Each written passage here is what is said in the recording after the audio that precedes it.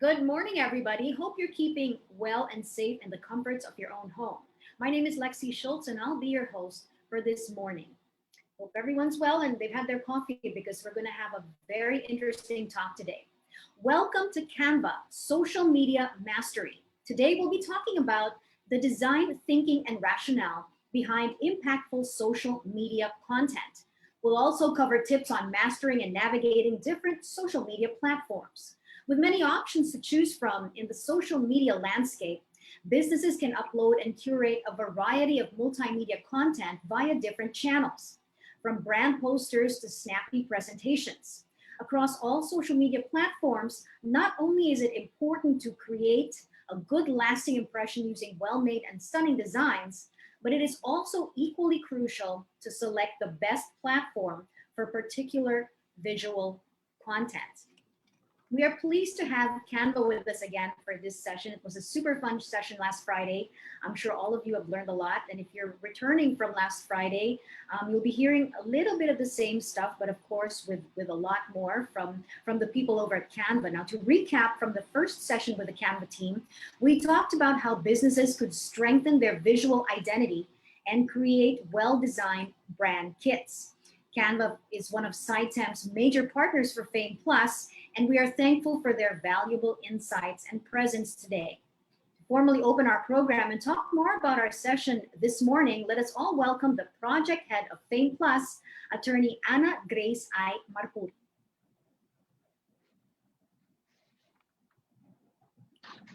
Hi, thank you, Lexi. Thank you, everyone.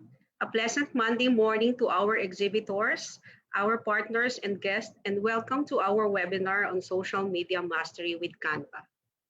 It is a great way to start a new week by exercising our creative skills and learning new ways of improving your brand's and company's online presence. To those who have attended last Friday's session on branding for your online presence, online business, thank you for joining us once again. We hope that you have learned a lot from the session and that you are now exploring Canva to build your brand identity. To those joining for the first time, you can catch up by viewing the first session on Manila Fame's Facebook page.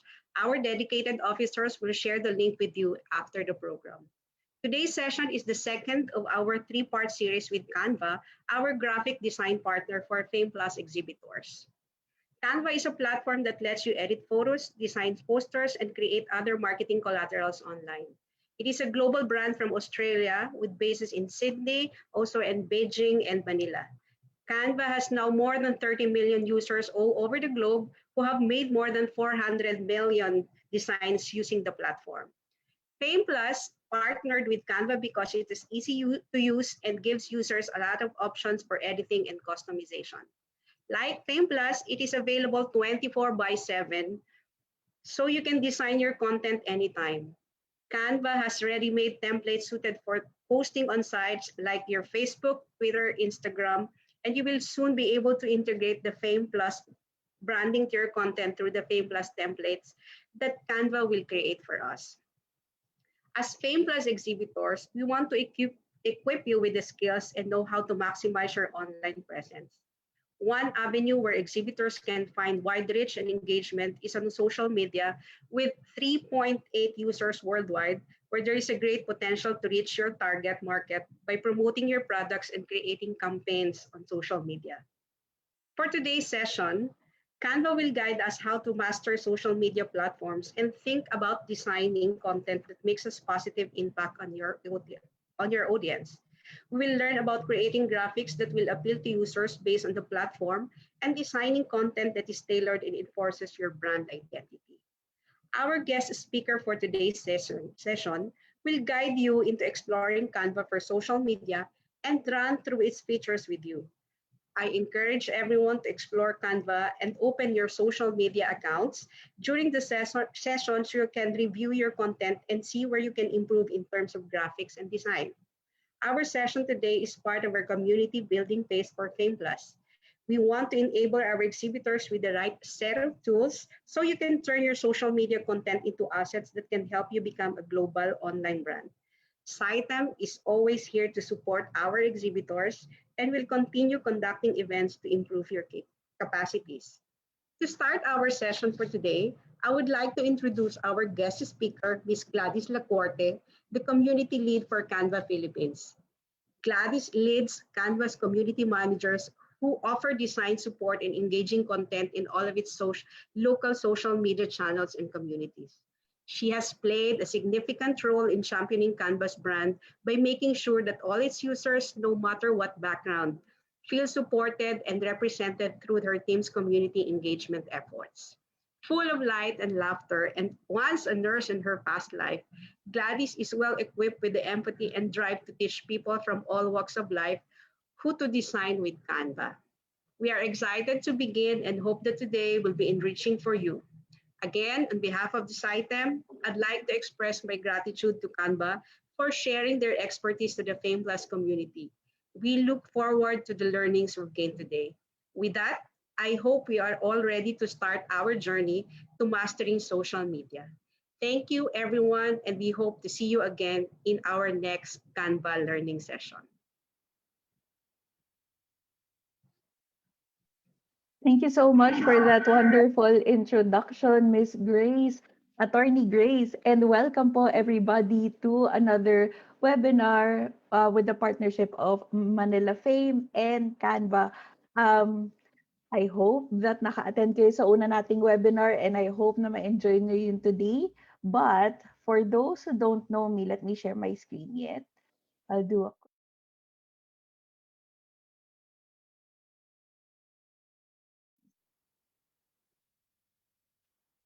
Okay, so today we are going to talk about social media mastery and isipin nyo syempre, bakit ba ano to, no? Bakit si Gladys ang speaker dito? So to give you more context about myself, hello po, my name is Gladys, Gladys Lacorte.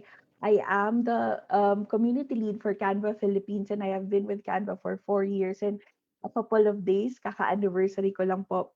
And community manager, community lead, what we deal with for Canva is really social media and community building.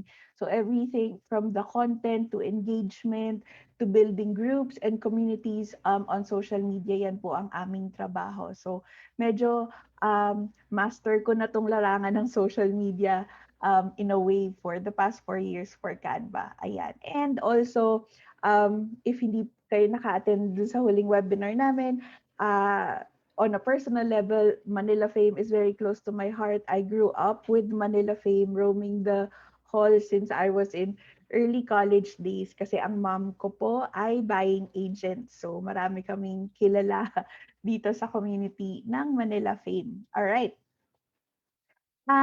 Today we are going to talk about two things. We're going to talk about designing for social media, and then we're going to talk about a few social media tips para maganda ang kumbaga Facebook pages ninyo, Instagram pages, and Twitter presence. So before that, during the whole session, during the whole webinar, if you do have any questions, please feel free to send it over the chat box. So I have my teammate, his name is Bads. He is over there roaming the chat room. So if you have any questions about the Canva as a product, he will answer that directly. But if you have any questions about um, our talk for today or our webinar, please do send it over and sasagutin natin yan during the Q&A section later. Okay, so let's begin. So ang madalas ko pong nakukuhang tanong when I talk about Canva or when I do my talks is, ano ba yung Canva, no? What is a Canva? So for those who don't know yet, Canva is an online design tool that enables you to easily create beautiful and engaging designs with thousands and thousands of templates to choose from. So whether you have the creative capabilities to design or medyo wala po, kayang-kaya nyo mag-create ng graphics within Canva dahil marami kaming ready na templates for you. So Canva was founded and created because we know naman the traditional way or the usual way before of creating a good design or a good graphic was really complex. So nagsastart tayo, bibili tayo ng software, medyo mahal. Hindi na natin babanggitin kung ano, but medyo mahal yung subscription and download ng software na yun, no? And then it's either we study about design or we hire someone to do the design for us. And then we have to purchase photos and fonts, tapos yung layout pa, and all the editing process, and before you can even go to the point where you're ready to post it on the web or to have it printed and nakapaskil sa wall, medyo matagal po. And so then, Canva was created to make everything simple and integrated. We wanted, a tool na lahat ng design tools na kailangan nyo nandun na. It's easy to use. You can collaborate with other people online. Yun nga, it's a one-click access for design tools that you would need. We have a library of millions of images, elements, videos, music, lahat ng kailangan ninyo. And then you can, with one click, you can export or you can post directly on social media. So wala pong kahirap-hirap. Why are we doing this? Our mission in Canva is really to empower the world to design. So, ayan po ang tinatry namin gawin, padaliin ang buhay nating lahat through Canva, the design tool. Ayan. So, um, design with us. If hindi nyo pa kami nahanap on the web, it's www.canva.com. If you are on your mobile devices, then you can download it for free din naman, Apple App Store and Google Play Store. And it's free to sign up. It's free to design. There is, yes, an upgraded subscription, but you can do so many, many things with Canva, yung free version po. Okay, so yun yung short intro for Canva. I'm excited for you to try it out. And from our last webinar last week, marami nag-message sa akin at nag-share ng kanilang mga social media designs for their businesses from the Manila Fame community. So I'm so happy about that. All right. So now let's talk about designing for social media. Ayan. My first question, and I would love for you to answer in the chat box, no? Why do you think doing business online is important right now? Bakit siya mahalaga, especially ngayon na, alam mo yun, pandemic, everyone's moving their businesses to a digital platform. Why do you think businesses should be online? Why do you think it's important? Okay, so I will give you a few seconds. Please go over sa chat box and share your thoughts. Sige lang, go. Okay, so bakit importante na nasa social media tayo or online ang ating business? Because number one, even kahit wala pa yung pandemic, almost everyone is on social media. People with the buying power to buy our products are on social media. And I'm not sure if you know, but 50% of people are more likely to buy from brands that they already follow online. No, because meron ng loyalty, meron ng trust. They know you from social media. They always see your content. And so it kind of builds, hindi nyo man namamalayan, but it already builds rapport with them and meron ng certain level of loyalty and trust. So, you want to give them a reason to follow you, no?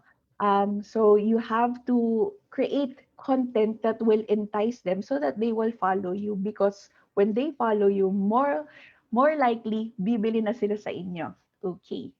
Also, in 2017, so talking about content, in 2017, HubSpot gave a survey asking people what kind of content do they want to see from brands that they already support or that they already follow. And medyo marami yan. May videos, may emails, hanggang download PDFs and blog articles. But let's focus on social media. So it was a competition or a comparison between social media images and social media videos. And based on this survey in 2017, we found out that people are more enticed or mas gusto nilang nakikita yung images more than videos. And because of this, 50% of marketers believe that using images or photos is one of the most important tactics in optimizing content for social media. And we know this very well, tayo mga Pinoy on social media. Bihira na tayo nagpo-post sa Facebook ng caption lang or text lang. There's always a photo included. There's always something in the background. So minsan pag text lang yan, di ba, ang Facebook may feature na background, parang may background images na kasama. So yun, because people are more enticed, to look at images. And on social media, it's very important to know that we only have 2 to 3 seconds to get the attention of our audiences. So dapat mabilis, kumbaga bite size yung inyong content, and mabibigay niyo yung information na kailangan nila within 2 to 3 seconds. Ayan. So it is very important to make our content visual because we only have a small window of time to get people's attention. And how do we make our content visual? Siyempre, with design. Ayan. So, with design, in designing for social media, it's important that we know at least the basics of graphic design. So today we're going to talk about a little about text, a little about color, imagery, and layout. And then I have a few tips for you dyan sa apat na categories na yan para maganda yung inyong social media content. Okay, so first off, let's talk about text. We have two types of fonts. So ito yung basic fonts. Number one is serif, and then number two is sans serif. Serif fonts are classic and traditional, and these are commonly used in print, no, and magazines. For sans naman, sans serif, these fonts are clear and modern and usually used in digital. So my tip for you when designing for social media content, it's much better for us to use the sans serif kasi hindi tayo sure kung ano yung device kung saan pinapanood tayo or tinitingnan ng audiences ninyo yung content ninyo, 'di ba? It could be on a tablet, it could be on a widescreen phone, or it could be in a narrow screen phone then. So you have to make sure na readable yung inyong text. Also, please remember that fonts always matter. Other than the text that it is included in your content, your font sends messages then, or like it gives out emotions. For example, this text that says, I will always find you, na nasa cursive calligraphy kind of font here. So it kind of sends the message na, uy, in love, or uy, ang romantic, very sweet naman itong taong to. They will always find me, no? Kahit anong mangyari, medyo kinilig ako doon. While, um, this one naman, using a Halloween or a horror type of font, but still the same text saying, I will always find you, send a different message. So it sends a different emotion. So mas fear ang mararamdaman ng receiver, horror na parang may nagsustok sa kanya, ganyan. So you have to make sure that you're sending the correct message or emotion, not just with the text itself, but also with the fonts that you use. Ayan. If you are having a hard time with font combinations, ayan, you can take a screenshot of this. If you haven't seen this sa first webinar natin, you can take a screenshot and then you can use it in your own design. So, depende kung para saan kayo nagde-design. If it's more for fashion, you want to go with the industrial look, geometric, ayan, cheat sheet for you. Again, the best font choices are the ones where readers do not notice the font, but the message and the emotions that you're trying to send. Yeah. Importante din when we are talking about text is that we talk about hierarchy and how you can create focus when you are designing for social media. So what does hierarchy means? Hierarchy is just a way for you to lead your audience's focus to where you want it to be. Medyo mind conditioning. For example, um, yeah, for example, this poster, no? You will read this first, and then you will read this, yeah, and then this bit, and you will read this last. Ayan, no? I'm sure 90% sa inyo ay nakasunod kung paano ko siya binasa, and that is because of hierarchy. You know, people, innate yan. Ang focus lagi niyan is kung ano yung pinakamalaki, kung ano yung pinaka-bolded, kung ano yung pinaka-unique, kumbaga sa tinitignan nila. And the last thing that people will read are the littlest text. So you have to make sure that you play with hierarchy. How will you do that? You have a few ways. You can create hierarchy by weight. So, ibobold nyo yung mga words na gusto nyo mag-stand out. You can play with hierarchy with color din. So, papalitan nyo lang yung color by size. So, lalakihan nyo lang yung mga words na gusto nyo mag-stand out. Or you can use the three, weight, color, and size, no? To really point out where you want your audiences to focus on. So, that's how we play with hierarchy. Ayan. Next is imagery. When creating your social media design, imagery is very important. Like we said earlier, 'di ba, people are more enticed with looking at social media images than videos kasi mas biteable siya. In Canva, we have a massive library of photos and elements for you to use and to choose from. So libre lang po yan gamitin, so you can use that for your social media designs. Um, a few tips lang when using imagery on social media. Please place your text in clear spaces para hindi siya nag-aagaw ng atensyon yung background photo ninyo and yung text ninyo.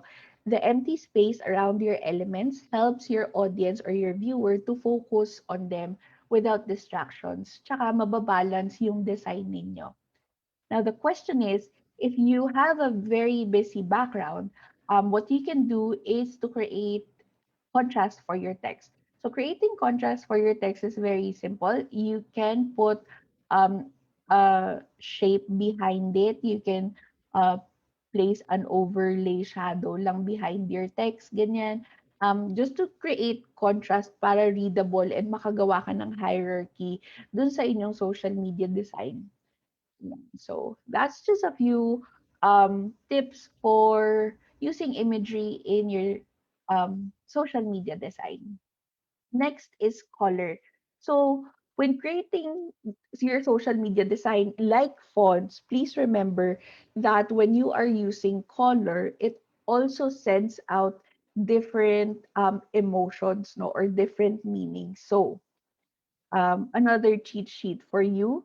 If you are looking for meanings of colors or kung ano yung messages na sinesend out niya, this is very helpful. Take a screenshot. So if you want, like I said dun sa una kong webinar, before, nung pwede pa tayo mag-malling, madalas, no, whenever there is a sale, it's always color red. Ngayon, yung ating 11/11 sale, mostly na makikita nyo dyan colors are color red because it gives you know the messages and the emotions of excitement, passion, and importance. Mapapabili ka talaga. So yun. So take a screenshot of this. What message are you trying to give to your audience on social media so that you know the colors that you have to use?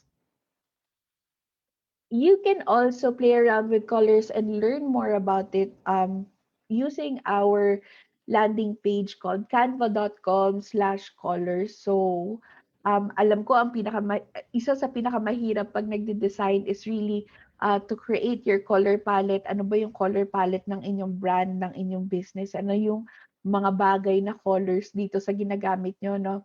So, you can visit canva.com/colors. We have color palette ideas. You can play with the color wheel. If you want to know different colors and their meanings, meron din yan. We have a color palette generator. So, for example, you have a favorite photo and you would like to use the colors of that photo sa inyong social media content. Simply upload your photo dun sa color palette generator so you can get the codes and start designing with Canva. Ayan. Okay. So next is layout. Okay, so in layout, in designing, kumbaga, syempre importante dyan yung layout. Hindi naman natin basta-basta kung saan-saan ilalagay yung mga elements and text natin. So I have a few tips for you. Tip number 1, practice proximity. Ayan. Ano ba yung proximity? Parang big word naman yan, no? Okay, so proximity, it sounds fancy, but really, sobrang simple lang ng proximity. Practicing proximity, just take the elements that are related to each other and then group them together. So, for example, our first our first graphic here is a business card. So, medyo sabog, no? Medyo hiwa-hiwala yung ating mga elements, yung mga text and yung icons right here. So when practicing proximity, all you need to do is to group together the elements that are related to each other. So we group the text in one side and we group the elements on the other side. So what it did now is that it created focus to your audience na one side lang yung babasahin nila, and that using hierarchy, you already know that we are reading details for can you read. Ayan. So that's practicing proximity. Um, Another tip when designing and doing layout is that you have to embrace negative space. So problema ko to when I was starting design. No? I'm not really a graphic designer like Attorney Grace said earlier. I am a nurse in my past life. So wala naman talaga akong graphic design background. So what I used to do then whenever I'm designing and I was designing in Canva, I tried to make use of all the spaces available in my canvas. Mali pala yon. Dapat pala ini-embrace natin ang negative space because the empty space around your elements, for example, itong second graphic natin here with the check, it helps the viewers focus on your text or whatever's in the middle without distraction. And it gives off balance to your design as well. So you don't have to maximize, the space available for you because it's a way of creating hierarchy for your design as well. Yeah. So huwag tayo matakot sa negative space. The next tip is alignment. So, on social media, my tip is if konti lang naman po yung words and elements na gagamitin nyo sa inyong content, might as well use the center align. Because the center align, it creates focus and direkta sa gitna lang titingin yung audience nyo and makukuha na nila everything that you're trying to say or your message, no? But I know there are cases where kailangan talaga maraming elements and maraming words sa ating social media content, okay lang naman din po yun. But if that's what you're gonna do, mas better na left align yung gamitin natin para medyo balance na lang siya. And bakit left align? Kasi ganyan din naman tayo sanay magbasa in real life, from left to right. So, again, if you only have a few contents or elements in your design, use center align. If you have a lot of elements and words for your content, then use the left alignment. Okay. And on Canva, we have a new feature for a few months now. It's called ruler, guides, and margins. So you can turn them on and set your alignment and margins with it. You simply just have to, so when you're designing on Canva, click on view and then just turn on the margins, the rulers, and the guides. Ayan, para makikita nyo siya at magagamit nyo siya. All right. So that's it for designing for social media. We will move forward to our next topic, social media tips. Again, if you have any questions about designing for social media, please send them over sa chat boxes natin, dyan sa Facebook Live and sa Hop-In. We will be answering them later during the Q&A section. Ayan. And if you have any questions about Canva, the product, Vads is available to answer it over the chat boxes. So go ahead and please send them over. Okay, social media mastery tips. I have 6 tips for you. Let's go do tip number 1. Tip number 1 is find your focus and know your audience. What do I mean by this? So, do your research sa inyong business, sa inyong brand, sino ba ang inyong target market? Sino ba ang inyong followers, no? Kanino ba kayo nagbebenta? So, once you figure out who your target market is on social media and for your business, the next questions to answer are number 1, where do they spend more time on? Social media platform wise, no? Where do they spend more time on? And the next question is, what type of content do they want to see? So a lot of research and really getting to know who your market is. So, for example, um, you know, sino ba ang inyong target market? Sino ba ang inyong audience? Ang target market nyo ba yung mga techie people? So lagi yan online and in their laptops, no? Um, yung mga health buff or yung mga mahihilig sa TikTok, mga TikTokers, ganyan, are they your target market? Or mga plantitas, ganyan, sila ba? So for this topic, just an example, kunwari, ang inyong target market ay mga plantitos and plantitas. So we know today that's very uso, no? These are people who really love plants and are taking care and growing plants. So medyo nauso yan ngayong pandemic. So once you know who your target market is, answer the question, saan ba makikita itong mga plantitas and mga plantitos na ito? Are they on Facebook? Are they on Instagram? Are they on Twitter or maybe LinkedIn or Pinterest? And once you do your research, ako ang napansin ko, ang mga plantitos and plantitas are mostly on Instagram. Ayan. So, once you know where they are, the next question is, ano ba yung mga gusto nilang makita on social media? So, if you do your research and you know their hobbies, their interests, how they speak, you would already assume and know that they would want to see a lot of content about plants. So, they would like to see images of plants, ano yung mga uso, saan nakakabili, ano yung mga tips on growing kasi ako hindi ko kaya mag-grow ng plants. Yan. So, once you've already answered where they spend their time on social media and what type of content they would like to see, may idea ka na dun sa types of content na kailangan mong gawin para mapukaw yung attention nila. Okay. So, also, a fun fact or a trivia for you, did you know that Facebook algorithm in 2020, malapit na matapos, but prioritizes meaningful and engaging content. But the kicker here is that yung meaningful and engaging content for me would not be the same meaningful and engaging content for you. Kasi different, di ba? Magkaiba tayo ng trip sa buhay, magkaiba tayo ng interests, ng hobbies, ganyan.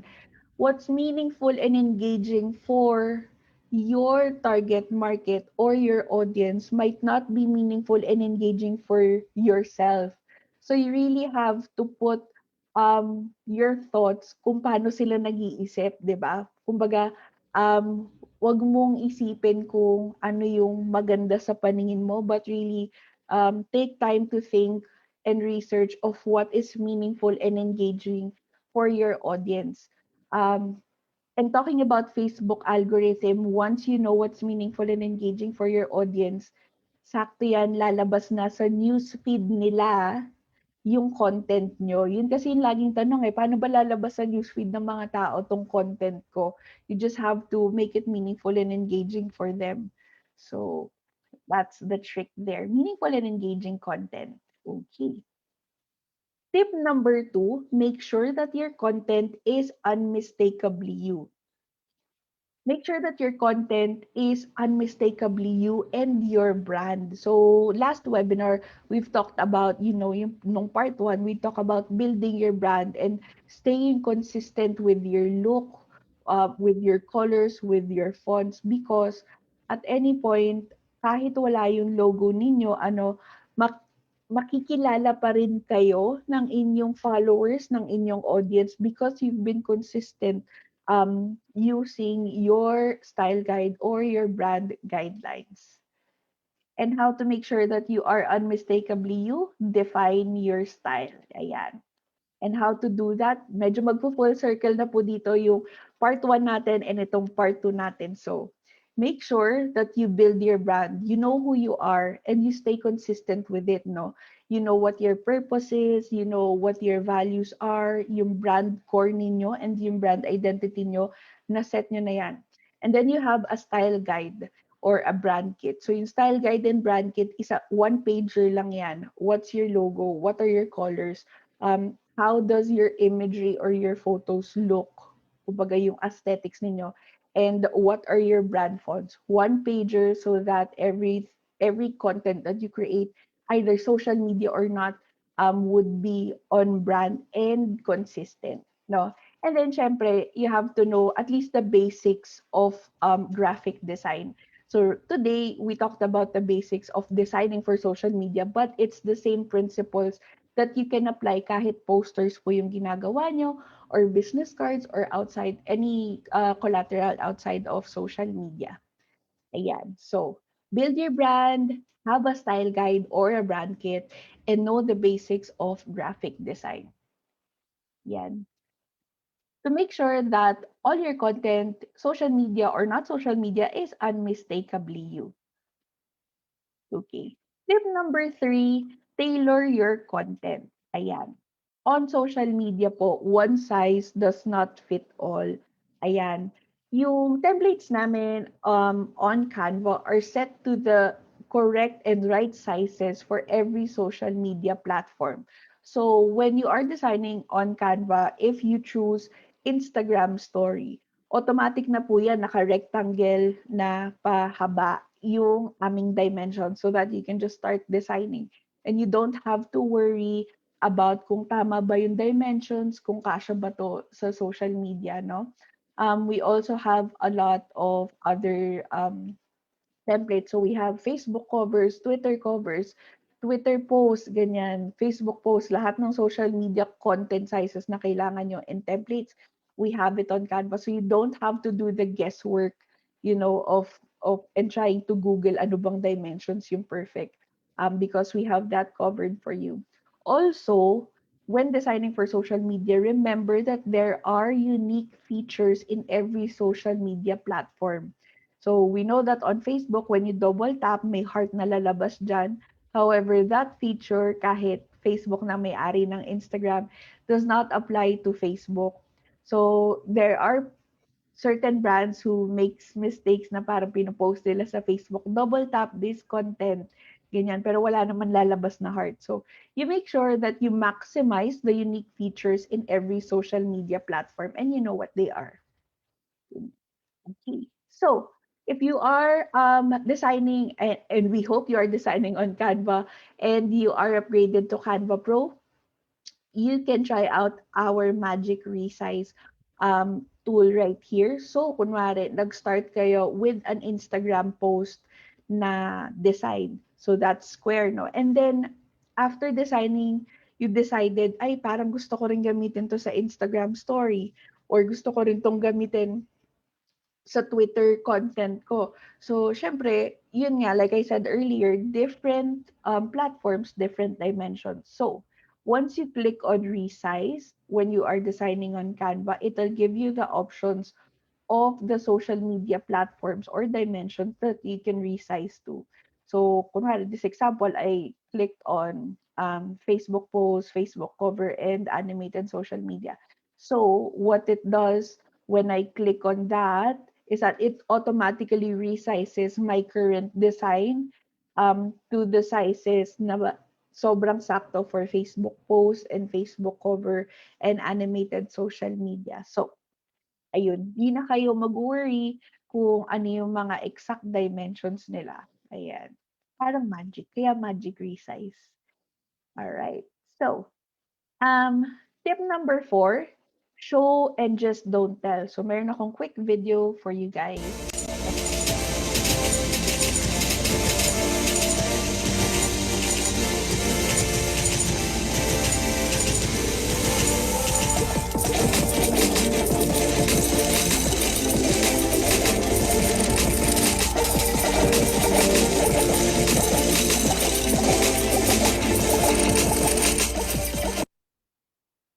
Ayan. So, this is one of the examples of the content that we put out on our social media pages. This is Canva. We were trying to highlight our new feature, text effects for free.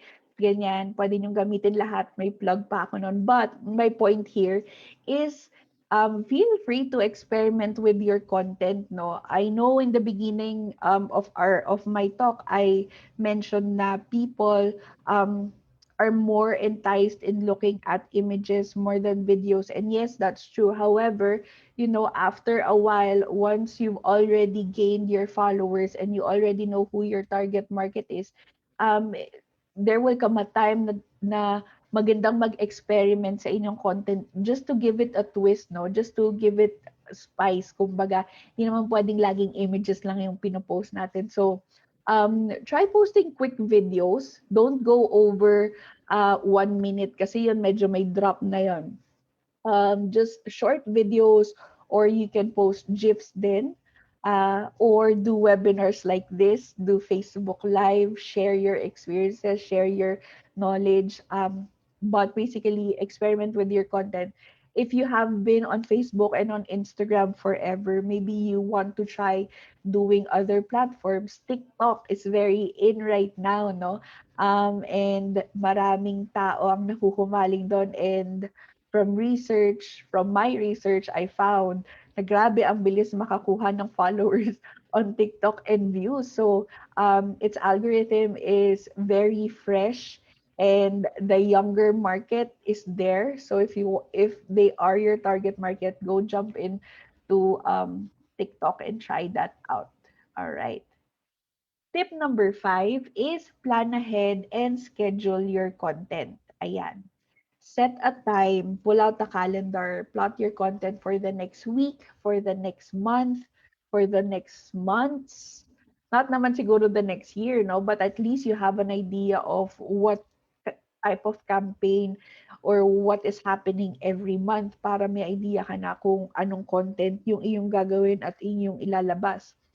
When I was starting as a social media manager, ito talaga yung weakest point ko. I found myself every day trying to think about what to post and trying to create content on the spot, no? It was an everyday thing, and nakakapagod mag-isip ng content every day. So, the key there is really to set time, siguro a month in advance or 2 months in advance, and really just pull out the calendar and plot lang anong mangyayari, anong mga holidays, anong mga quirky holidays ang mangyayari during these days, so that you can anticipate now what type of content you're gonna put out. So then when it comes to designing, dire-diretso ka na lang magde-design. All right?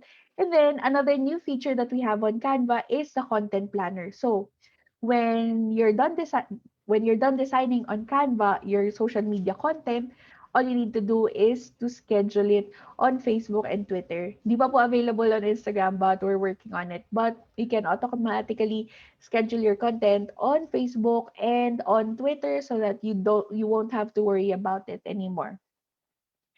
Ayan. My last tip for you today in mastering social media is build your community, and this is what I've learned working for Canva for the past few years. Putting our community at the forefront of everything is the most important aspect of my job. No, getting to know who they are, really engaging with them. For example, ito, you know, um, encourage interaction. Sa mga post na ilalagay nyo or ipopost nyo sa social media, always encourage interaction. Ask them questions, no? Use use the tone and the language that are relatable to your target market. And always have a clear CTA. So for those na hindi nakakaintindi ko anong CTA, CTA is simply call to action. What do you want them to do with the content that you posted? Do you want them to, kunwari, for this content, yung example natin, we wanted them to pick a color. And so then when they picked a color there, merong mga short quotable quotes, positive quotable quotes, motivational quotes na makikita nila. But it was very clear dun sa aming post na we wanted them to pick a color, and that's what they did. So may surprise sila after. Also, kung makikita nyo sa aming captions, meron din dyan, share what you got in the comment section and don't forget to tag a friend. And surprisingly, ginawa po yun ng audience, ginagawa yan ng audience. Tayo mga Pilipino, minsan tayo very timid tayo on social media. We don't really, do a lot of call to actions because we're afraid that our audiences won't do it, but it's more likely that they will. So if you want them to share your content, put it on your copy, on your captions. I mean, you share this, tag this, like this, pusuan nyo ganyan, and ask them questions, encourage interaction for you to know how they act, or, kung paano sila on social media. So that's one. And then, ayan, may pa-video ulit ako.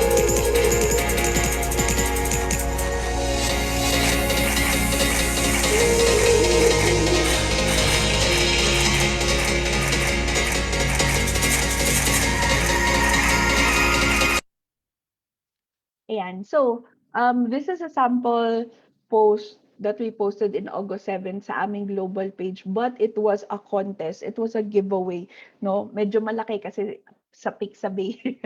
But Pixabay is one of is owned by Canva. So, ayan. So, host online events and contests. Lalo na dito sa Pilipinas, gustong-gusto natin yung mga giveaways, no? Kahit yung maliliit na products, but just the thought of winning something online is really good. Actually, not just in the Philippines, but even in the global market, gustong-gusto yan ng mga tao sa social media.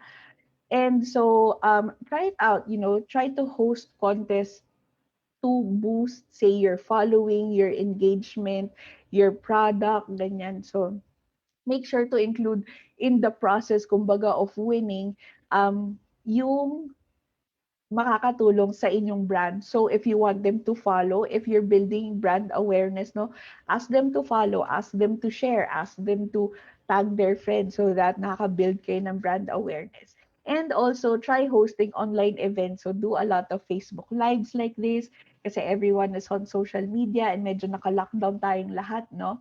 So that's one way to build your community. Lastly, and I mentioned earlier, put your community at the forefront of everything that they do. And I love saying this, especially when I'm doing talks for businessmen and women, because putting your community or your followers in the forefront of everything really gives you a chance to know them and to interact with them and to know their thoughts. So in Canva, we do this. We have a team 24/7 ready to answer questions on social media, whether it's a tweet or a comment or a DM, basta anything on social media, once you contact us or you post something about us, we have a team ready to engage with you, just like what Bads is doing over the comment section. Ayan. So make sure that everything, all the love that your community puts out for you on social media, replyan po ninyo. Wag nyo, wag nyo isnabin, ganyan. Replyan nyo, i-like nyo, get to know them, and really be friends with them. Kasi ang balik din naman yan sa social media pages nyo at ang balik niyan para sa mga businesses nyo din. So that wraps it up for my tips for social media mastery. And because we know that medyo mahirap po mag-transition from, the traditional way of doing business before and now everything's turning digital, Canva has a gift for you. Please watch.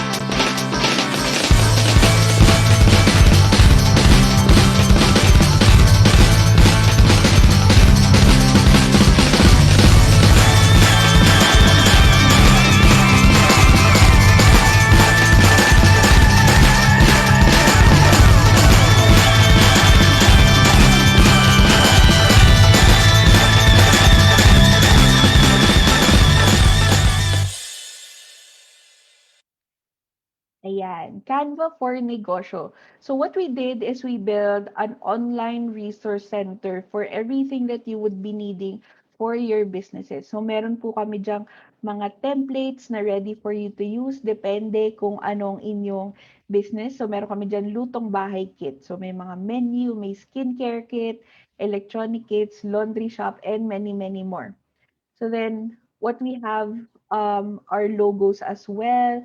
We have photos that you can use. May blog articles kami so that you can learn more about doing business digitally and tutorials. And we have videos of community stories on how nagapang and naka-bounce back sila during the pandemic with the help of Canva.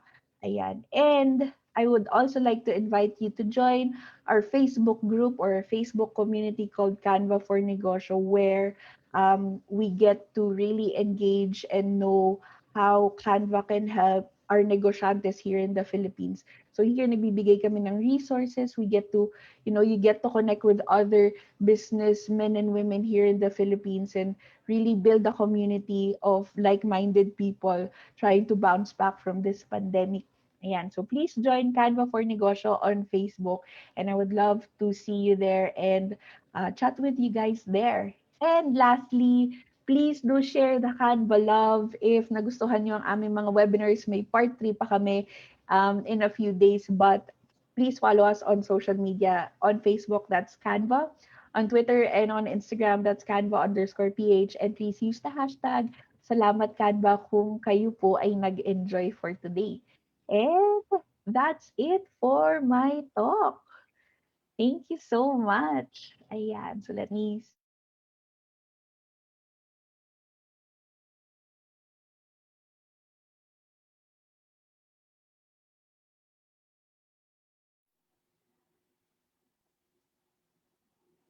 All right, thank you so much, Gladys. As usual, super informative, super fun as well.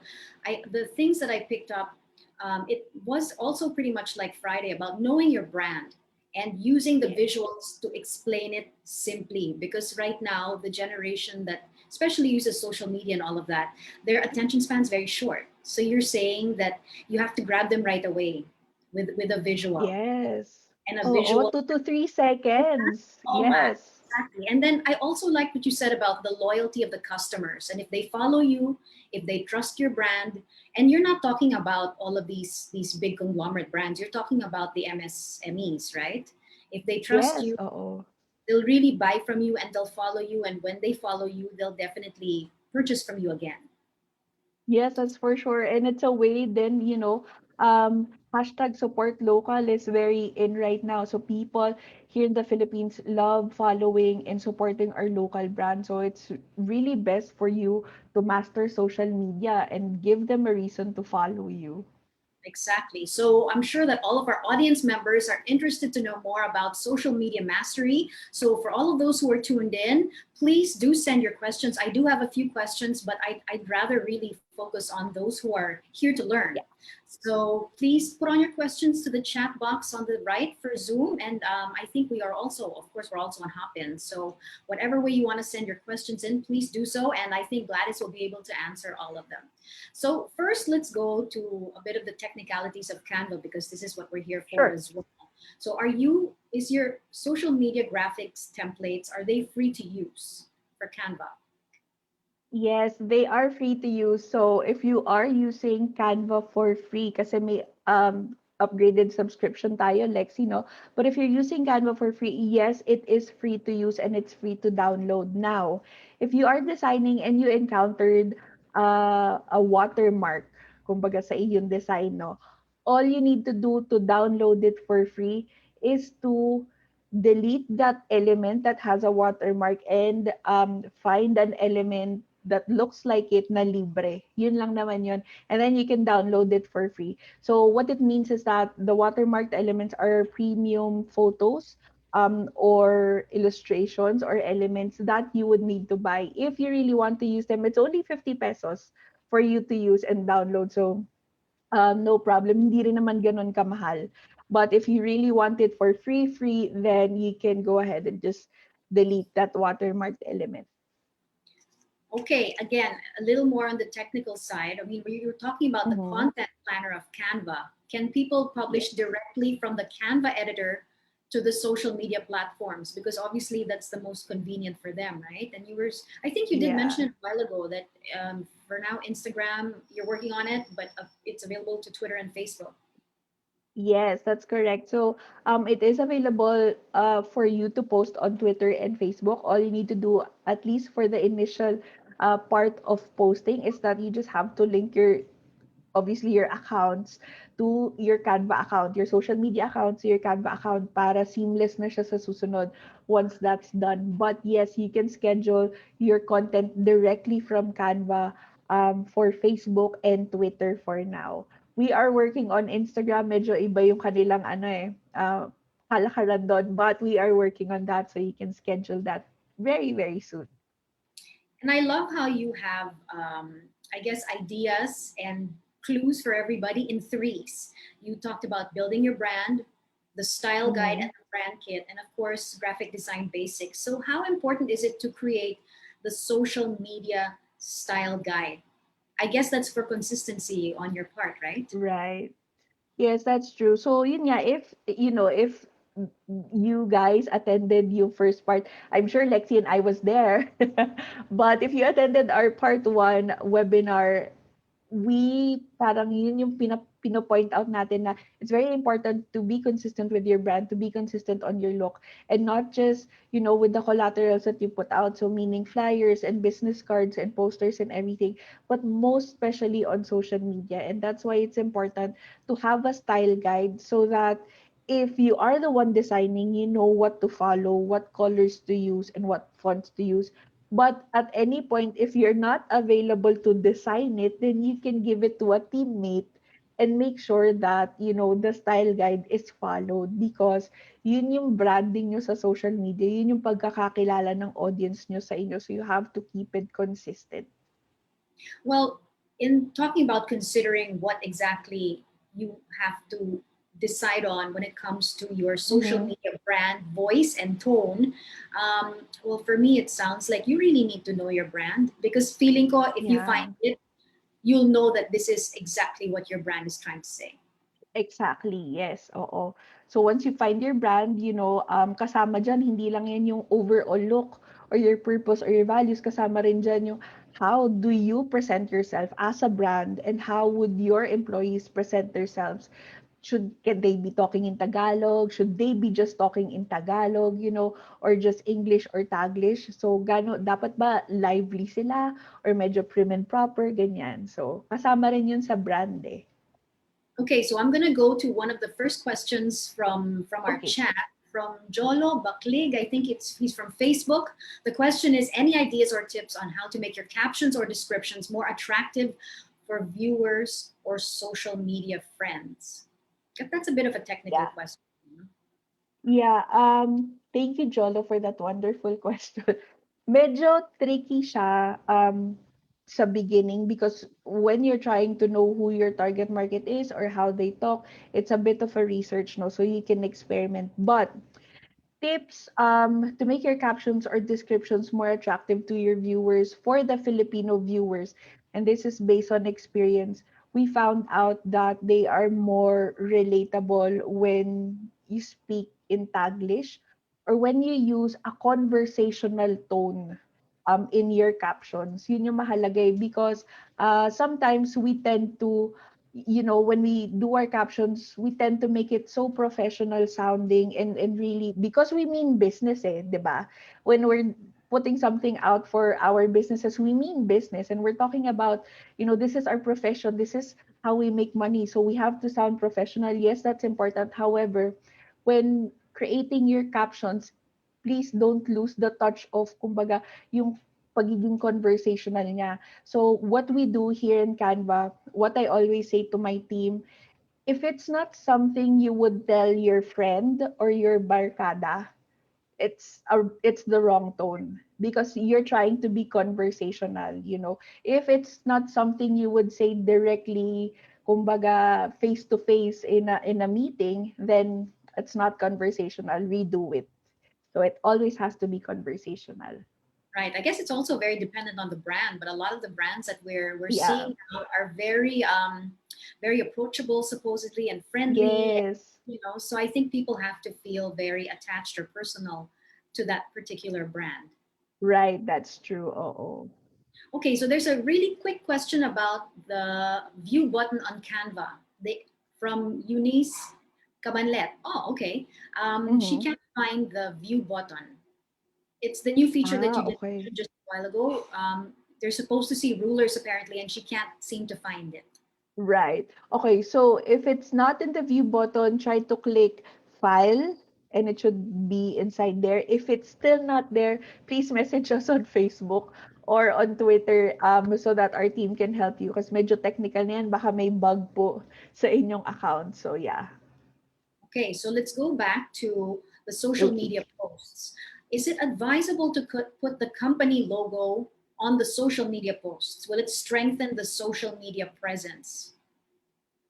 Um, Yes, especially so depende yan eh. When you're doing social media, you have certain goals and purposes. So if you are at the point where you are trying to build brand awareness, trying to let people know that hey, I'm here on Facebook, or hey, we're posting stuff online, then always try to include your logo because you're still building brand awareness. But once you've gotten over that goal, na, okay, meron na akong 100,000 followers, and in some way, you've already been consistent with all your content, with all your colors, your fonts, your content, paulit-ulit tayo, but your branding.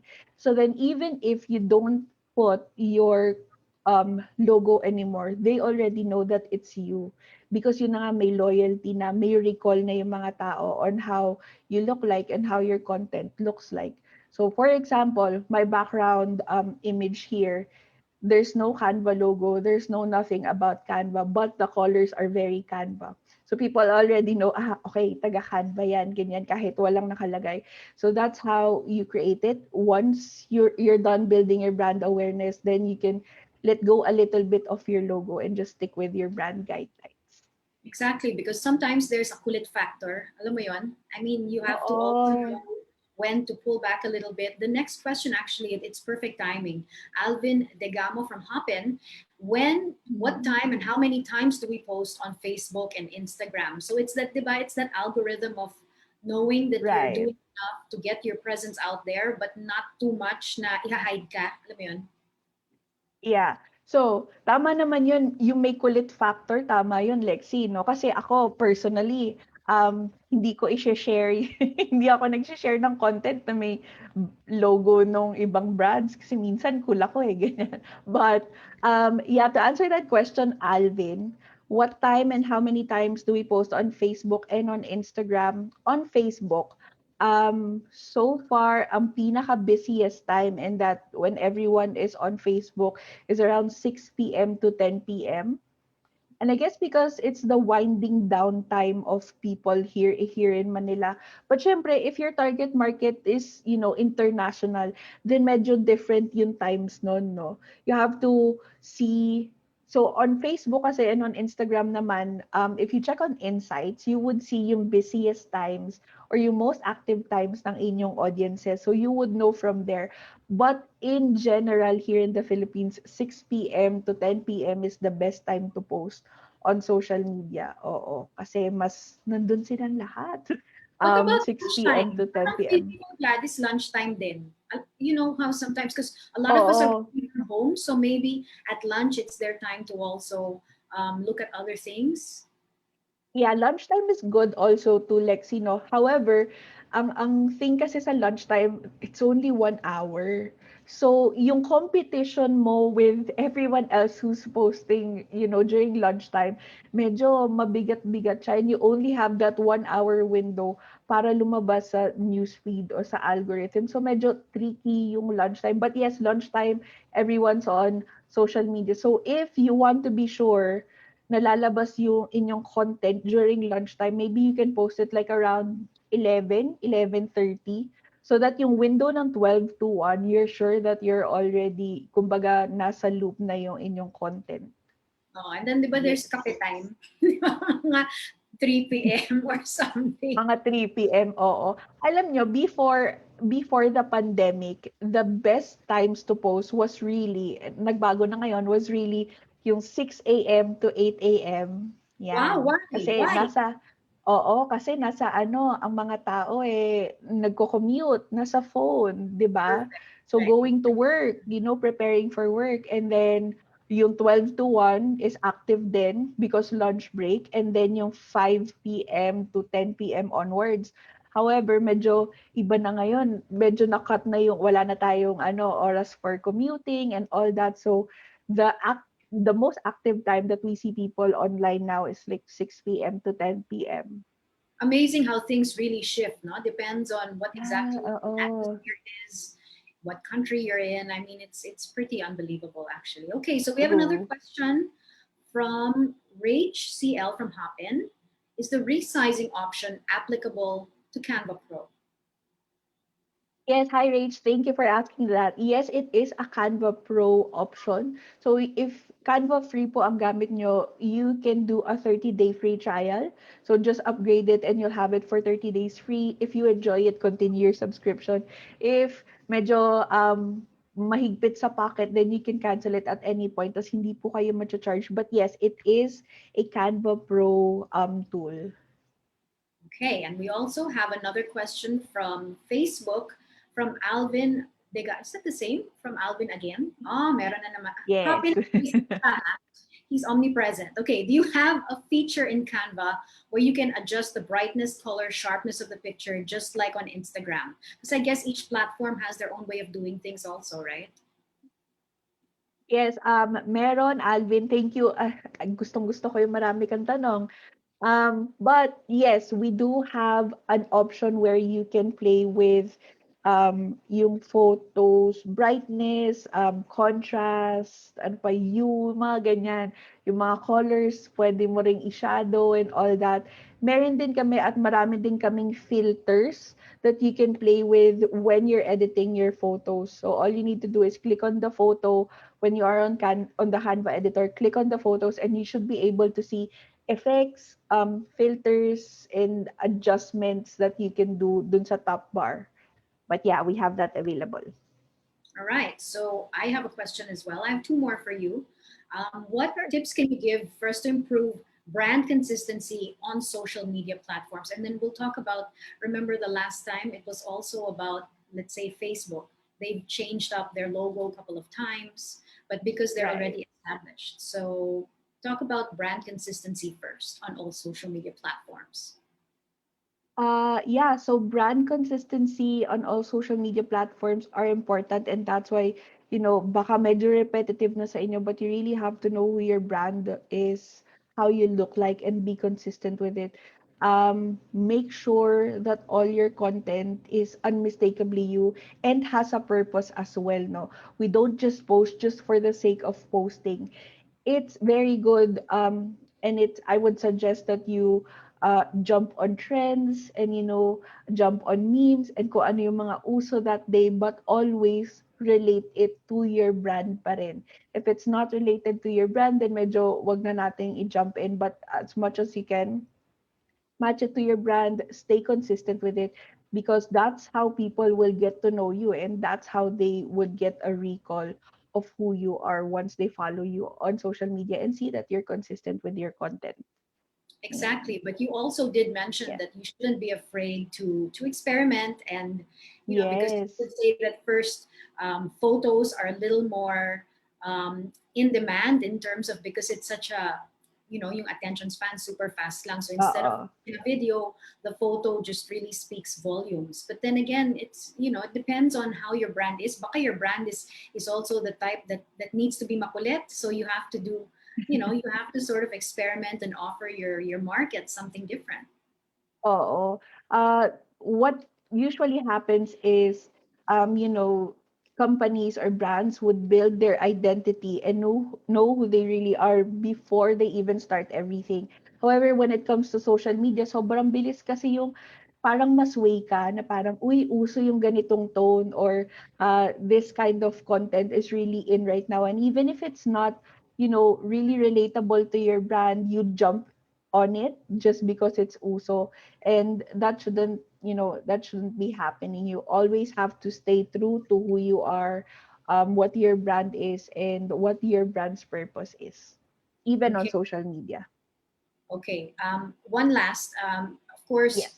building your brand also comes with interaction with your buyers, with your fan base. So how Mm-mm. important is it to have intermittent interaction and contests? Because you were saying that those were also sort of integral to getting people on board.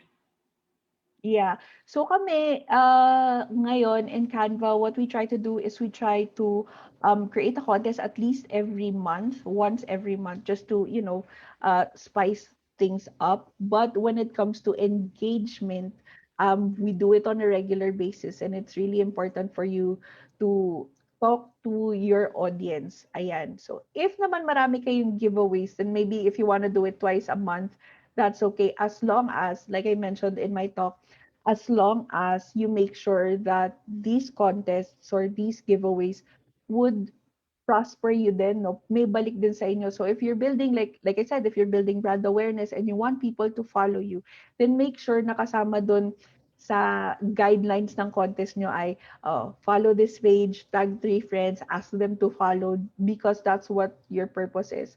So always have purpose to the contest that you give out and give good giveaways, then people love that. Okay, so just your final thoughts, Gladys, on social media mastery and how important it is to the brand, to your business, and to gaining traffic. Yes. Yes, ang sa akin lang, social media, and I think na-share ko to kila Lexi the first time na kwentuhan kami, social media, wala pa talaga siyang clear na course or aral or anything. Social media is very, very experimental. Know who you are, stick with your brand, but don't be afraid to experiment on social media as well. Because with experimenting, you'll get to know what your viewers would like to see, how they want to interact with you, and just keep on listening to them and asking them how you can engage and how you can relate. So always listen to your audiences on social media. And always listen to Gladys during Canva talks.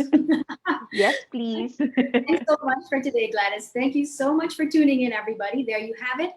I'm sure that the insights we've learned today from Canva will help you navigate the dynamic world of social media and use the platform to your advantage. We'd also like to thank Canva for partnering with Saitam and providing their expertise in social media mastery. We have more talks with the Canva team, so we'll get to see Gladys, I think, again. Are you going to be, it's next, right? Gladys, you're going to be the one talking again for Parang Canva? hindi na. I think it's gonna be Mavs for Okay. design. So we're Yes. going to meet someone else from the Canva team. For the next session, we will be talking about designing your digital storefront. That's happening on November 23, 10 a.m. So on that note, we have so many more events. We have exhibitors and exciting surprises in store for you here at Fame Plus. So please make sure to visit the Fame Plus website and our social media accounts to stay in the loop with all things Fame Plus. To everyone who joined us this morning, have a wonderful morning. Thank you so much for being with us. This has been Lexi Schultz. Have a great day, everybody.